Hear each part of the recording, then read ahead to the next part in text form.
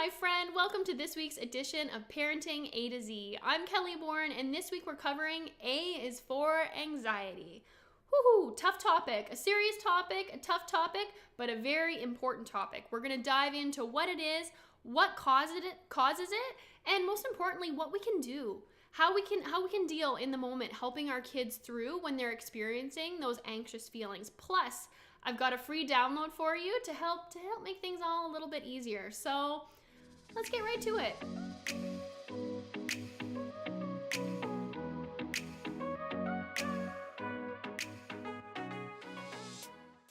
So the first thing I want to say right off the top is, I guess, a disclaimer of sorts, because like I said at the beginning, anxiety is a massive topic. Like, I am not trying to send the message here that I'm going to solve all your anxious issues with this video. My hope really is just to kind of scratch the surface, to kind of peel back the layers of what anxiety is, give you a little bit of insight as to what causes it so we can have that awareness, and then give you some really hands-on strategies and tips and tools to really help you deal in the moment. Plus, I'll be covering when to know to seek help, when to know that your kid's anxiety is maybe a little bit out of the norm, and when to get help. So that being said, what is anxiety? Anxiety it can be called a number of things, right? Fear, worry, nervousness. The thing that's different about anxiety from fear is that it's it's anticipatory. It's when we start to get nervous or we start to worry about something that really hasn't happened yet. It's like we're forecasting in our heads having trouble or having drama.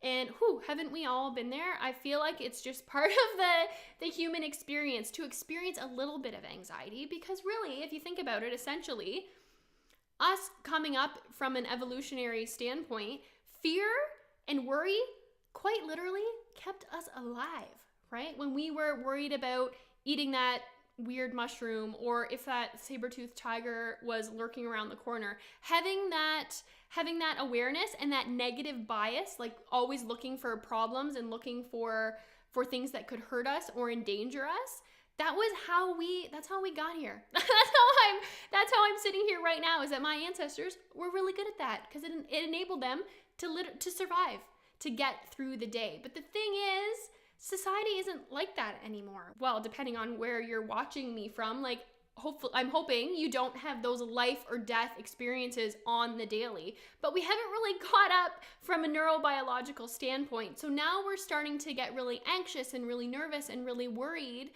about things that aren't necessarily life-threatening, but we're still having that heightened stress response.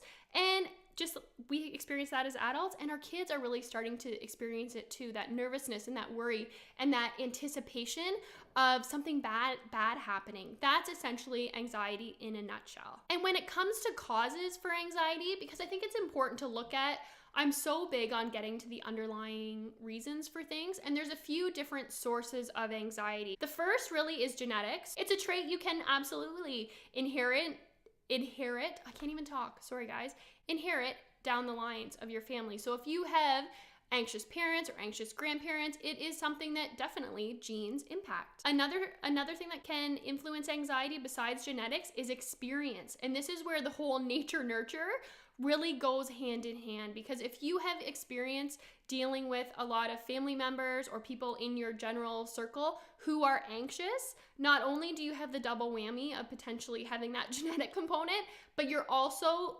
witnessing the anxiety. You're witnessing the negative self-talk. You're witnessing the nervousness and the worry, so that you internalize that. Our kids internalize that. Another big one too is our thinking styles, because I know it's like kind of cliche of, change your thoughts and you change your life. But the thing is, our thoughts and our beliefs influence all of our behaviors. That's where all of our behaviors stem from. So our thinking styles really do matter. So if we're starting to notice that our kids are falling to a pattern of really black and white thinking, it either is or it isn't, that can influence anxiety. If we notice our kids are ruminating, or if you even notice this in your own life, yourself ruminating, of like forecasting these stories and playing this tape of something that's going to happen, or if this happens, then this bad thing's going to happen, and then everything's going to be a disaster, and really focusing and just allowing these thoughts to invade, taking a shower, cooking dinner, or driving your car, that's rumination. That's a kind of thinking style that absolutely can be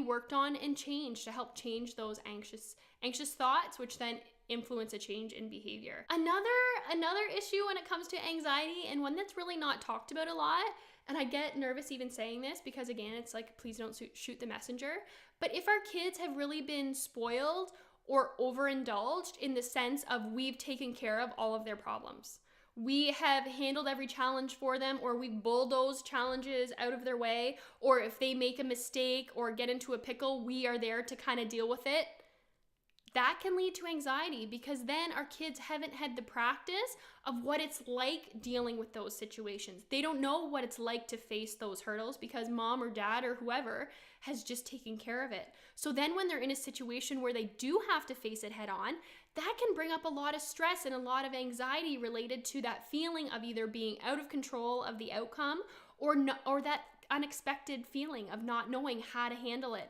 and feeling incapable or inferior at facing the challenge head on. So again, that's something just to notice if you've ever found yourself doing that for your kids. And heck, like, I think we've all been there because we want things to be easy for our kids, right? Like, I think that's a pretty universal feeling.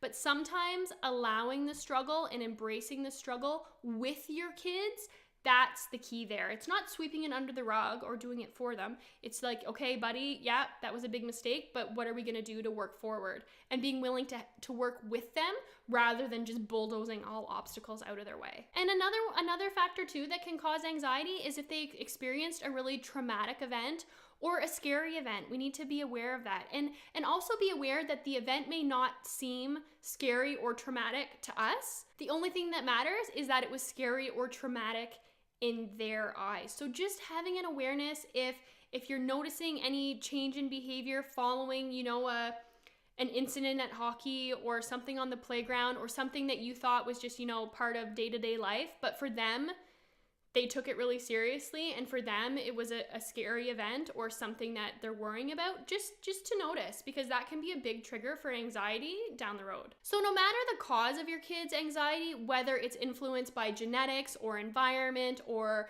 a traumatic event or a negative thinking style or maybe being overindulged, there are some really great tools we can use. Like, it's never too late. I guess that's my underlying message, is that it's not something you have to resign yourself to. This is something that once you become aware of it, there are absolutely steps you can take to help your kids through it so they're not dealing with this on the regular. And so that if it is something that they're really struggling with, this extreme nervousness and worry, you can help them and you can work with them so life gets a little bit easier for them. And one of the first steps to doing that is accepting your kids where they are, accepting their experience as being valid. Because what can we do as parents, again, myself included, especially if we're feeling stressed or we're late to go somewhere or we think our kids are just being ridiculous? We minimize it. That's nothing to be worried about. Why are you being so silly? Oh my gosh, that was nothing. Oh, that was just like, that didn't bother any other kid. Why is it bothering you?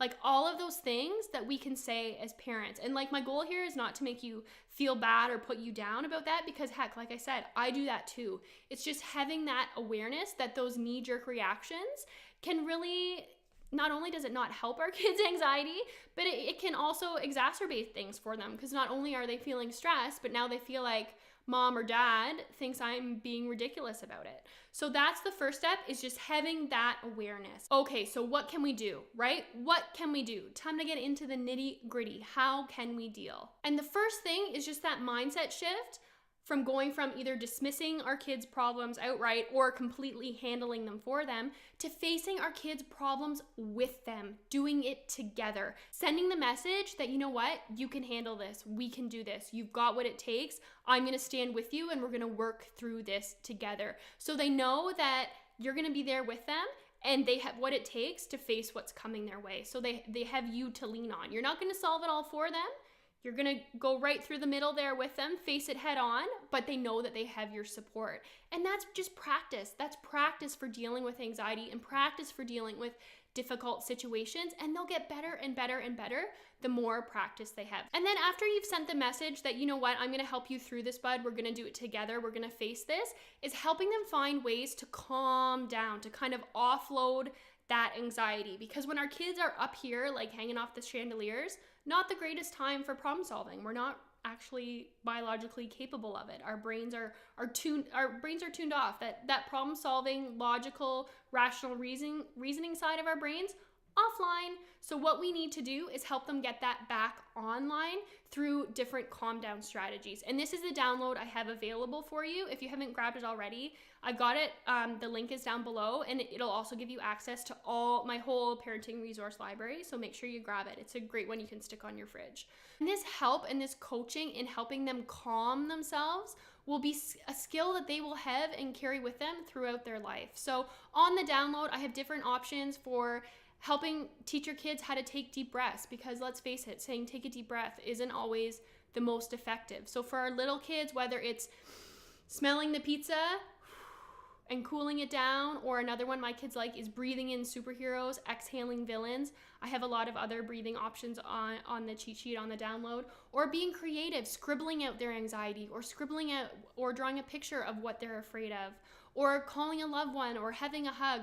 I have 12 different examples for you. Just really helping them find their calm is huge in dealing with anxiety. And then another option too, if you find your kids are stuck in those thinking styles we were talking about earlier, whether it's really black and white thinking, or they're ruminating, they're making up all these stories about what's going wrong and forecasting disaster, is helping them work on changing those thinking styles. And one of the biggest things you can do with your kids is working with them to help externalize their feelings and help externalize their problems. So it's not labeling the kid as having some sort of character trait of being anxious. It's just something they're currently experiencing. And one practical way to do that is to ask affects questions. So how does that affect you? How does that feeling affect you? How does that experience affect you? Because it talks about it as being external from their character trait. I hope that makes sense. If you have any more questions about how to help your kids externalize their feelings of anxiousness,